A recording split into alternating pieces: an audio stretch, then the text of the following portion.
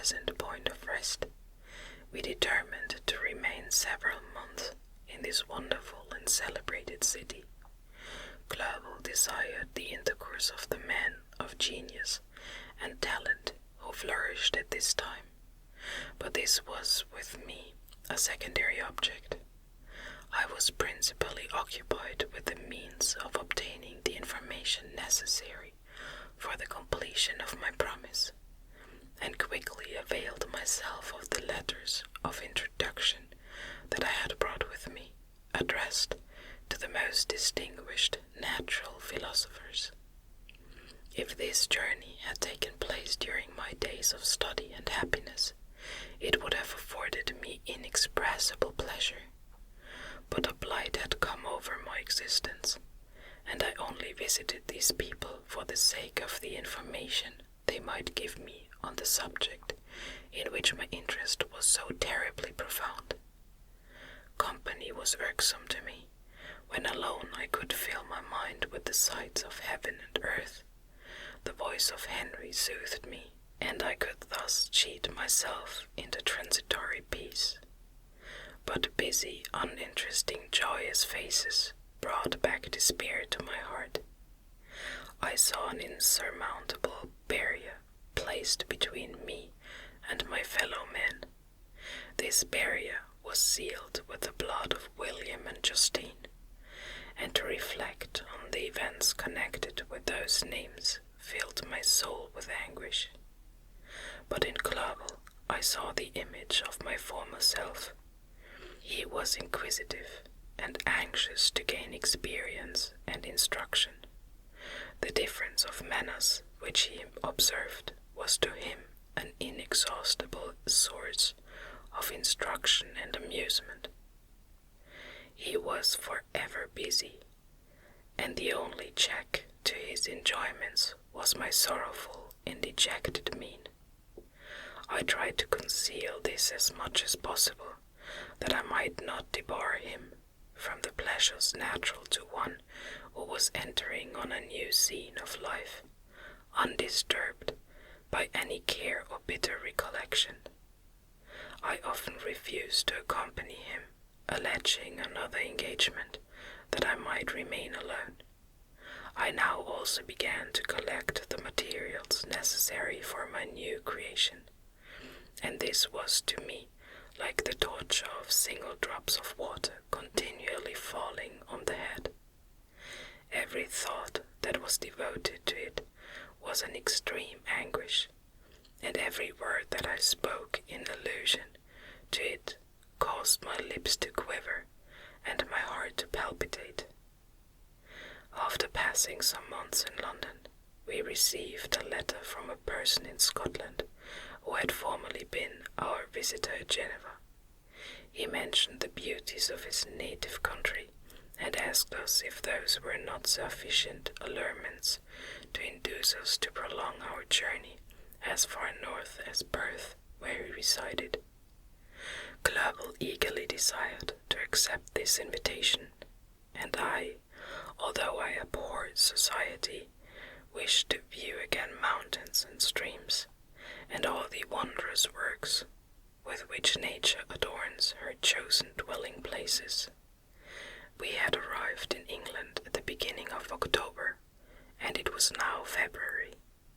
We accordingly determined to commence our journey towards the north at the expiration of another month.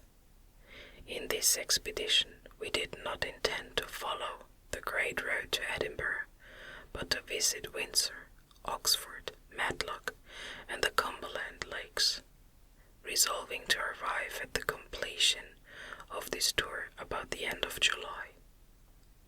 I packed my chemical instruments and the materials I had collected, resolving to finish my labors in some obscure nook in the northern highlands of Scotland. We quitted London on the 27th of March, and remained a few days at Windsor, rambling in its beautiful forest.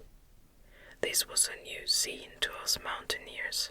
The majestic oaks, the quantity of game, and the herds of stately deer were all novelties to us. proceeded to Oxford. As we entered this city, our minds were filled with the remembrance of the events that had been transacted there more than a century and a half before. It was here that Charles I had collected his forces. This city had remained faithful to him after the whole nation had forsaken his cause to join the standard of Parliament and liberty. The memory of that unfortunate king and his companions, the amiable Falkland, the insolent Gower, his queen and son, gave a peculiar interest to every part of the city which they might be supposed to have inhabited. The spirit of elder days found a dwelling here, and we delighted to trace its footsteps. If these feelings had not found an imaginary gratification, the appearance of the city had yet in itself sufficient beauty to obtain our admiration. The colleges are ancient and picturesque, the streets are almost magnificent, and the lovely Isis, which flows beside it through meadows of exquisite verdure, is spread forth into a placid expanse of waters, which reflects its majestic assemblage of towers and spires and domes, embosomed among aged trees. I enjoyed this scene, and yet my enjoyment was embittered both by the memory of the past and the anticipation of the future. I was formed for peaceful happiness. During my youthful days, discontent never visited my mind, and if I was ever overcome by ennui, the sight of what is beautiful in nature, or the study of what is excellent and sublime in the productions of man, could always interest my heart, and communicate elasticity to my spirits. But I am a blasted tree.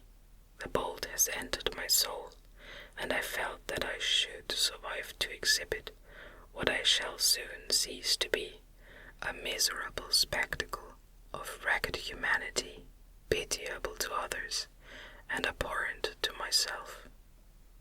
We passed a considerable period at Oxford, rambling among its environs, and endeavouring to identify every spot which might relate to the most animating epoch of English history.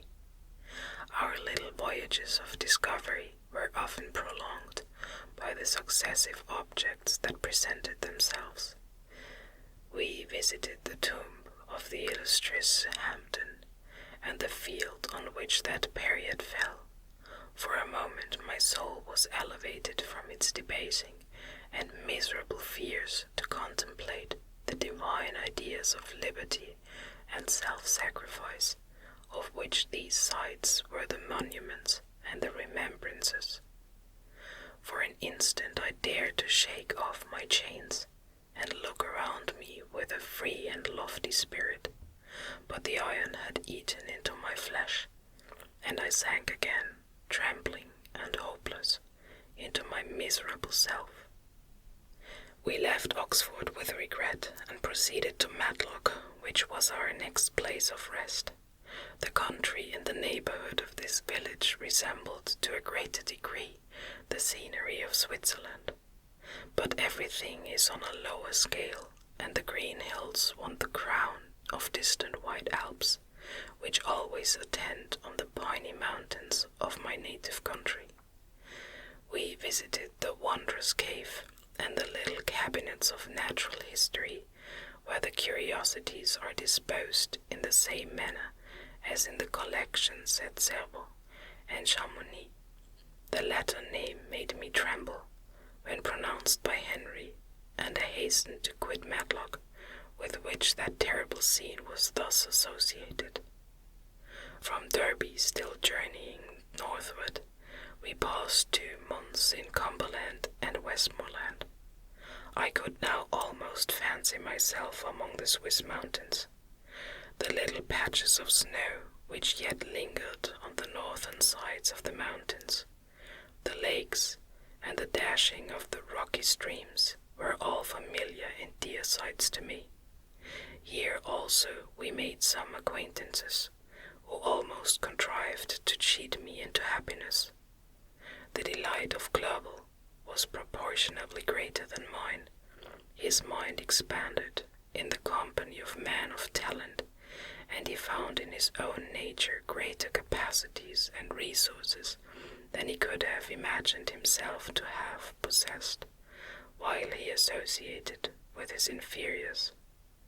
"I could pass my life here," said he to me, "and among these mountains I should scarcely regret Switzerland and the Rhine." But he found that a traveller's life is one that includes much pain amidst its enjoyments. His feelings are forever on the stretch, and when he begins to sink into repose, he finds himself obliged to quit that on which he rests in pleasure for something new, which again engages his attention, and which also he forsakes for other novelties. We had scarcely visited the various lakes of Cumberland and Westmoreland, and conceived an affection for some of the inhabitants, when the period of our appointment with our Scotch friend approached, and we left them to travel on. For my own part, I was not sorry. I had now neglected my promise for some time, and I feared the effects of the demons of disappointment. He might remain in Switzerland and wreak his vengeance on my relatives. This idea pursued me and tormented me at every moment from which I might otherwise have snatched repose and peace. I waited for my letters with feverish impatience. If they were delayed, I was miserable and overcome by 1,000 fears, and when they arrived, and I saw the superscription of Elizabeth or my father, I hardly dared to read and ascertain my fate. Sometimes I thought that the fiend followed me, and might expedite my remissness by murdering my companion. When these thoughts possessed me, I would not quit Henry for a moment, but followed him as his shadow to protect him from the fancied rage of his destroyer. I felt as if I had committed some great crime, the consciousness of which haunted me. I was guiltless, but I had indeed drawn down a horrible curse upon my head, as mortal as that of crime. I visited Edinburgh with languid eyes and mind, and yet that city might have interested the most unfortunate being. Clovel did not like it so well as Oxford, for the antiquity of the latter city was more pleasing to him. But the beauty and regularity of the new town of Edinburgh, its romantic castle, and its environs, the most delightful in the world, Arthur's Seat, St. Bernard's Well, and the Pentland Hills, compensated him for the change, and filled him with cheerfulness and admiration. But I was impatient to arrive at the termination of my journey. We left Edinburgh in a week, passing through Cooper, St. Andrews, and along the banks of the Tay to Perth, where our friend expected us. But I was in no mood to laugh and talk with strangers, or enter into their feelings or plans with the good humor expected from a guest, and accordingly I told Clovel that I wished to make the tour of Scotland alone. "Do you," said I, "enjoy yourself, and let this be our rendezvous. I may be absent a month or two, but do not interfere with my motions, I entreat you. Leave me to peace and solitude for a short time, and when I return, I hope it will be with a lighter heart, and more congenial to your own temper." Henry wished to dissuade me, but, seeing me bent on this plan, ceased to remonstrate. He entreated me to write often. "I'd rather be with you," he said, "in your solitary rambles, than with these Scotch people, whom I do not know. Hasten then, my dear friend, to return, that I may again feel myself somewhat at home, which I cannot do in your absence." Having parted from my friend, I determined to visit some remote spot of Scotland and finish my work in solitude. I did not doubt but that the monster followed me and would discover himself to me when I should have finished, that the might receive his companion.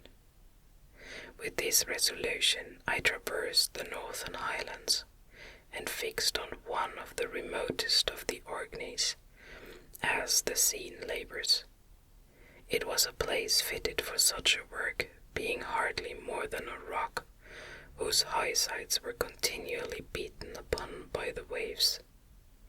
The soil was barren, scarcely affording pasture for a few miserable cows, and oatmeal for its inhabitants, which consisted of 5 persons, whose gaunt and scraggy limbs gave tokens of their miserable fare. Vegetables and bread, when they indulged in such luxuries, and even fresh water was to be procured from the mainland, which was about 5 miles distant. On the whole island there were but 3 miserable huts, and one of these was vacant when I arrived. This I hired. It contained but 2 rooms, and these exhibited all the squalidness of the most miserable penury. The thatch had fallen in, the walls were unplastered, and the door was off its hinges. I ordered it to be repaired, bought some furniture, and took possession. An incident which would doubtless have occasioned some surprise, had not all the senses of the cottagers been benumbed by want and squalid poverty. As it was, I lived ungazed at and unmolested, hardly thanked for the pittance of food and clothes which I gave, so much does suffering blunt even the coarsest sensations of men. In this retreat I devoted the morning to labor, but in the evening, when the weather permitted, I walked on the stony beach of the sea, to listen to the waves as they roared and dashed at my feet. It was a monotonous, yet ever-changing scene. I thought of Switzerland. It was far different from this desolate and appalling landscape. Its hills are covered with vines, and its cottages are scattered thickly in the plains. Its fair lakes reflect a blue and gentle sky, and, when troubled by the winds, their tumult is but as the play of a lively infant when compared to the roarings of the giant ocean. In this manner I distributed my occupations when I first arrived, but as I proceeded in my labor, it became every day more horrible and irksome to me. Sometimes I could not prevail on myself to enter my laboratory for several days, and at other times I toiled day and night in order to complete my work. It was indeed a filthy process in which I was engaged. During my first experiment, a kind of enthusiastic frenzy had blinded me to the horror of my employment. My mind was intently fixed on the sequel of my labor, and my eyes were shut to the horror of my proceedings. But now I went to it in cold blood, and my heart often sickened at the work of my hands. Thus situated, employed in the most detestable occupation, immersed in a solitude where nothing could for an instant call my attention from the actual scene in which I was engaged, my spirits became unequal. I grew restless and nervous. Every moment I feared to meet my persecutor. Sometimes I sat with my eyes fixed on the ground, fearing to raise them lest they should encounter the object which I so much dreaded to behold. I feared to wander from the sight of my fellow creatures, lest when alone he should come to claim his companion. In the meantime I worked on, and my labor was already considerably advanced. I looked towards its completion with a tremulous and eager hope, which I dared not trust myself to question. but which was intermixed with obscure forebodings of evil that made my heart sicken in my bosom.